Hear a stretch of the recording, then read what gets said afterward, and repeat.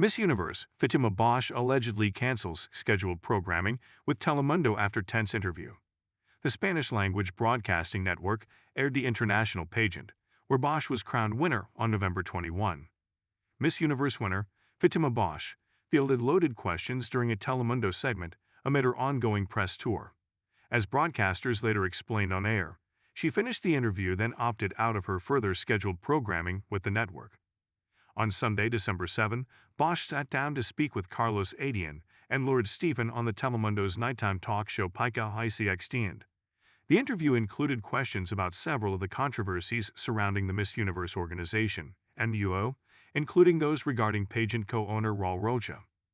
As explained by Adyan the following day on the network's daytime series En Casa Con Telemundo, or At Home with Telemundo, Bosch finished the evening interview segment, then allegedly announced to the production team that she was withdrawing from her anticipated upcoming appearances on Telemundo.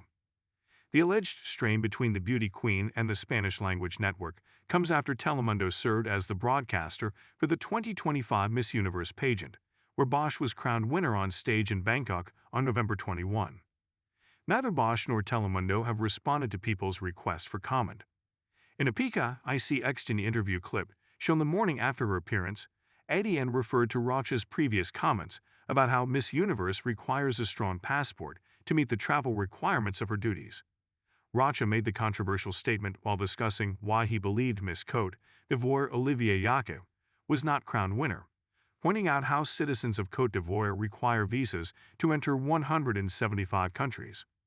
When Adyan asked Bosch in Spanish what she would say to girls who perhaps do not have the privilege of her level of visa accessibility, she began by noting that she doesn't know the in-depth rules of how the MUO regards such matters. But what I would tell them is that they should all have the same chances of winning, obviously, regardless of their passport, she replied, as translated into English. But as an organization, you have to understand what a company is and there is work, so they have to look for someone to make the job easier. If you have to travel the world, obviously they need someone who can travel easily. They'd also discussed the criminal charges recently linked to Rocha, noting the fact that his bank accounts were reportedly frozen as part of the investigation into his alleged involvement in organized crime activity, including fuel theft, drug trafficking, and arms trafficking. As seen in other clips shown on Telemundo shows, the Pica Extiende interviewers also pressed Bosch about Miss Grand International, MGI, President Nawat Itzeragrissel's claim that he formally filed a defamation complaint in response to her continued discussion about their viral confrontation at a pre-pageant event in Bangkok on November 4, 3 weeks before Miss Universe finals.